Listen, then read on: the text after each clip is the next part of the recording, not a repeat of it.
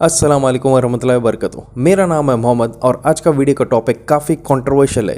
ये है related to Ronaldo. दुनिया का सबसे मशहूर फुटबॉलर्स में से इसका नाम लिया जाता है और कई लोग परेशान थे कि रीसेंट फीफा के वर्ल्ड कप में क्यों क्रिस्टियानो रोनाल्डो को ज्यादा नहीं खिलाया गया है, क्यों उसको बेंच पर बिठाया गया है। और इसके ताल्लुक से एक बहुत ही कंट्रोवर्शियल स्टेटमेंट टर्की के प्रेसिडेंट एर्दोगान ने दिया, ये कहते हुए कि इसका एक ही रीजन है क्योंकि रोनाल्डो फलस्तीन को सपोर्ट करता है, जिससे काफी एक कंट्रोवर्सी अब उठ रही है। तो देखते हैं इस वीडियो में डिटेल में क्या वाकई रोनाल्डो ने ओपनली सपोर्ट किया फलस्तीन को अब तक, क्या एर्दोगान ने कहा और क्यों एर्दोगान ने ऐसा एक स्टेटमेंट दिया क्रिस्टियानो रोनाल्डो को लेकर। टर्की का प्रेसिडेंट एर्दोगान ने क्रिस्टियानो रोनाल्डो के बारे में ये कहा कि क्रिस्टियानो रोनाल्डो के ऊपर एक पॉलिटिकल बैन लगाया गया था रिसेंट फीफा के वर्ल्ड कप में और कहा कि क्रिस्टियानो रोनाल्डो की इज्जत को गिराकर दुनिया के आगे बताया गया है। और एर्दोगान ने स्टेटमेंट दिया कि रोनाल्डो क्या इस बार टैलेंट को वेस्ट किया गया है, उसके खेल को वेस्ट करके बताया गया है क्योंकि उसके ऊपर एक पॉलिटिकल बैन प्लेस कर दिया गया है।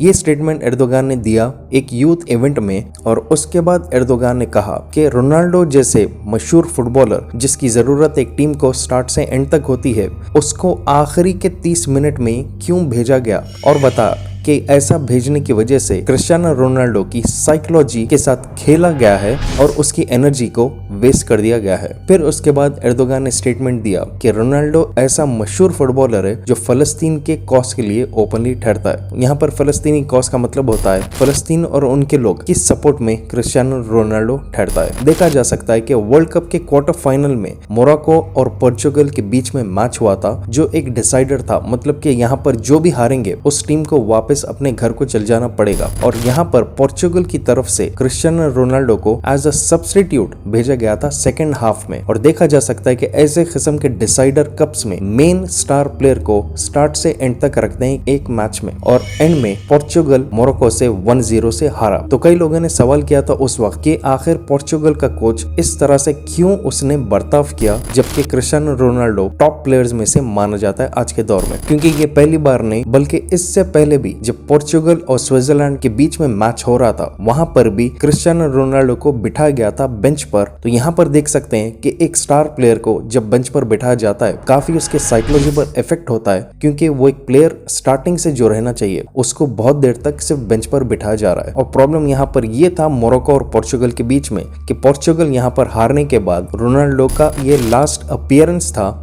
वर्ल्ड कप के लिए। और यहाँ पर कई लोगों ने देखा कि रोनाल्डो रोते हुए वापस वो अपने चेंजिंग रूम में जा रहा था। तो इससे देखा जा सकता है साइकोलॉजी के हिसाब से कि रोनाल्डो के ऊपर साइकोलॉजिकल एक बहुत बड़ा इम्पैक्ट और इफेक्ट हुआ इस हरकत का। लेकिन जैसा एर्दोगान ने ये स्टेटमेंट दिया, क्या वाकई रोनाल्डो ने कभी ओपनली फलस्तीन का सपोर्ट किया है? अल जजीरा पर यह बताया गया कि रोनाल्डो ने कभी ओपनली कोई पब्लिक स्टेटमेंट नहीं दिया इसराइल फलस्तीन के तमाशे को लेकर, जबकि कई सारे ऐसे वीडियोज और फोटोज आए हैं जहां पर यह देखा जा सकता है कि रोनाल्डो सपोर्ट कर रहा है फलस्तीन को। लेकिन ये बताया गया है कि ये कई सारे एडिटेड है। इससे पहले भी एक स्टोरी बहुत सर्कुलेट हुई थी जहां पर यह बताया गया कि रोनाल्डो ने फलस्तीनियों को $1.6 मिलियन डोनेट किया जब उसने अपने गोल्डन बूट अवार्ड को ऑक्शन किया। जबकि 2019 में एक स्पोर्ट्स मैनेजमेंट कंपनी है जो क्रिस्टियानो रोनाल्डो को रिप्रेजेंट करती है, उन्होंने कहा कि ये कहानी कंप्लीटली झूठ है। क्रिस्टियानो रोनाल्डो फुटबॉल में काफी एक मशहूर नाम शुरू से रहा है। तो कैसा हुई थी रोनाल्डो की शुरुआत, क्या क्या स्ट्रगल्स और कंट्रोवर्सीज को उसको फेस करना पड़ा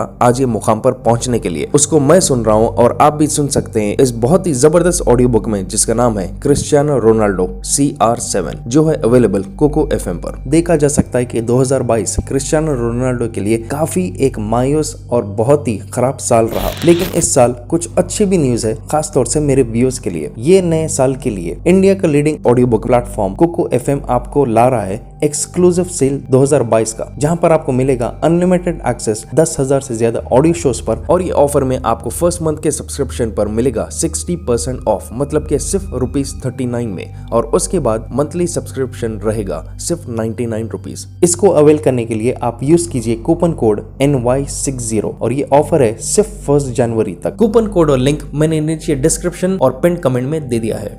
फिर एक इमेज भी बताया गया जहां पर रोनाल्डो एक साइन पकड़कर ठहरा हुआ है है जिसके ऊपर लिखा हुआ है टुगेदर विद द पैलेस्टीनियंस। ये स्पेनिश लैंग्वेज में लिखा हुआ था और ये काफी वायरल हुआ था सारी दुनिया में। तो इसके बारे में भी बाद में पता चला कि ये एडिटेड इमेज था और इनफैक्ट रोनाल्डो ने उस साइन पर स्पेन के अर्थक्वेक के विक्टिम्स की सपोर्ट में उसने एक स्टेटमेंट दिया था जो है 2011 का। एक और इमेज है रोनाल्डो की जहां पर वो अपने शोल्डर्स पर फलस्तीन का स्कार्फ पहना हुआ है, पर बाद में इसका खुलासा ये भी हुआ कि वो फलस्तीन की सपोर्ट में नहीं बल्कि फलस्तीनी फुटबॉल एसोसिएशन और उसके हाई एलिट मेंबर्स थे, उन्होंने खुद भी स्कार्फ पहना और ये फलस्तीनी स्कार्फ रोनाल्डो को उस वक्त पहनाकर फोटो लिया था क्योंकि उसके साथ उस वक्त फलस्तीनी फुटबॉल एसोसिएशन का हेड जिब्रील रजूब भी साथ में था। तो क्या वाकई रोनाल्डो को बिठाकर एक स्ट्रैटेजी के तौर पर उसके साइकोलॉजी को इम्पैक्ट किया गया और वांटेडली उसको इस तरह से बिठाकर उसका डाउनफॉल ला गया? देखा जा सकता है कि कई लोगों ने पोर्चुगल के कोच के कई सारे स्ट्रैटेजीज को इस बार सवाल किया कि क्यों रोनाल्डो को कई गेम्स में सिर्फ बिठाकर उसको गेम में नहीं लाया गया। और रिसेंटली रोनाल्डो ने एक और इंटरव्यू दिया था जो काफी कंट्रोवर्शियल था, वो है उसका रिसेंट क्लब मैनचेस्टर यूनाइटेड को लेकर, जहां पर रोनाल्डो ने खुद कहा कि उसको प्रॉपर खिलाया नहीं जा रहा था और उसको एज ए सब्स्टिट्यूट ही बिठाकर रखा जा रहा था। अगर साइकोलॉजी आप रीड करेंगे तो एक स्टार प्लेयर बेंच पर बैठने की वजह से उसका टैलेंट खराब हो जाता है क्योंकि मेंटली और फिजिकली वो ड्रेन हो जाता है। तो क्या वाकई एर्दोगान ने जो स्टेटमेंट दिया, क्या ये वाकई एक स्ट्रैटेजी थी रोनाल्डो को बिठाने के लिए, या एर्दोगान भी मौके का फायदा उठाकर यूथ को टारगेट करते हुए रोनाल्डो को इस तरह से प्रेजेंट किया